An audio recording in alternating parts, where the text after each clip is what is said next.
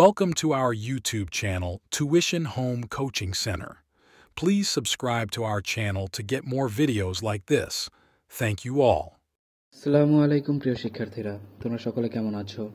আশা করছি সকলেই খুব ভালো আছো। আজ আমরা দেখব সপ্তম শ্রেণীর জীবন ও জীবিকা বিষয়ের পৃষ্ঠা ৮০ এর দলগত কাজের সমাধান। তোমরা যারা এখনো আমার চ্যানেলটি সাবস্ক্রাইব করোনি তারা চ্যানেলটি সাবস্ক্রাইব করে নিও, তাহলে পরবর্তী পড়াগুলো তোমরা এই চ্যানেলে সবার আগে একসাথে পেয়ে যাবে। আর পূর্ববর্তী পৃষ্ঠার সমাধানগুলো প্রয়োজন হলে চ্যানেলের প্লেলিস্টে সে পড়াগুলো দেওয়া আছে, সেখান থেকে তোমরা এক এক করে সেই পড়াগুলো দেখে নিতে পারো।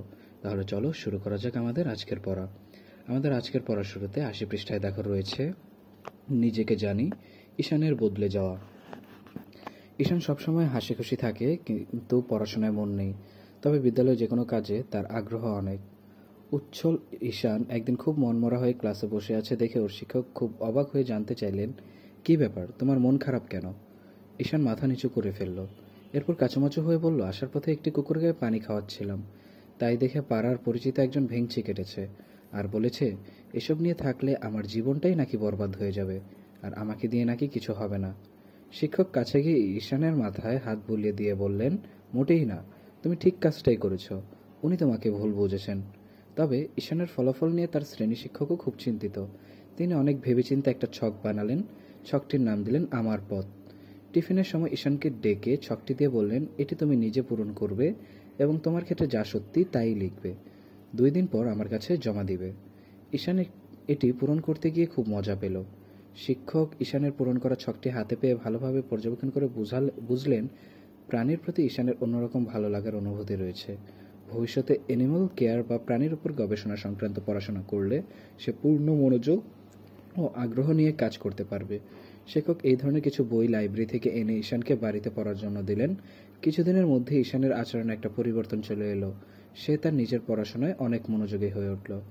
এখানে তোমাদের যে দলগত কাজটি দেওয়া আছে তা হলো, উপরের গল্পটি ভালোভাবে পড়ো এবং ঈশানের আচরণে কেন পরিবর্তন এলো তা দলগতভাবে আলোচনা করে ক্লাসে নিজেদের মতামত ব্যাখ্যা করো। অর্থাৎ দলগতভাবে, ধরো তোমাদের ক্লাসে 2টি দল আছে, 2টি দলের মতামত উপস্থাপন করবে। এখানে আমি তোমাদের জন্য 2টি দলেরই উপস্থাপনা দিয়ে দিয়েছি। দেখো, প্রথম দল, ঈশান সবসময় হাসি খুশি থাকে, তার পড়াশোনায় মন নেই, কিন্তু সে বিদ্যালয়ে অন্যান্য কাজে বেশি আগ্রহ প্রকাশ করে। সে প্রাণীদের পছন্দ করে এবং তাদের সাথে সময় কাটাতেও পছন্দ করে। প্রাণী সম্পর্কে তার আগ্রহ থেকে সে স্যারের দেওয়া বইগুলো পড়ে তার জানার আগ্রহ জন্মায়, যার ফলে দিন দিন উচ্ছল ঈশানের আচরণে পরিবর্তন আসে। এরপর দ্বিতীয় দল, দুরন্ত ঈশান যখন প্রাণীর সম্পর্কে বিস্তর জানতে পারে তখন তার আগ্রহ আরও বেড়ে যায়। শুরু থেকেই তার প্রাণী পছন্দ। প্রাণীদের প্রতি আগ্রহ আর পছন্দ থেকে সে ঠিক করে প্রাণী নিয়ে পড়াশোনা করার। সেক্ষেত্রে তার শিক্ষক তাকে সাহায্য করেন। শিক্ষক তাকে আমার পথ নামক ছক পূরণের মাধ্যমে সাহায্য করে তাকে জীবনের লক্ষ্য নির্ধারণে সাহায্য করেন। তাহলে শিক্ষার্থীরা, আমরা দেখে নিলাম তোমাদের জীবন ও জীবিকা বইয়ের পৃষ্ঠা ৮০ এর সমাধানটি। পরবর্তী পৃষ্ঠার সমাধানগুলো পেতে চ্যানেলটি সাবস্ক্রাইব করে আমাদের সাথেই থাকো। খুব শীঘ্রই তোমাদের জন্য পরবর্তী পৃষ্ঠার সমাধান এই চ্যানেলে আপলোড করে দেওয়া হবে। ধন্যবাদ সকলকে।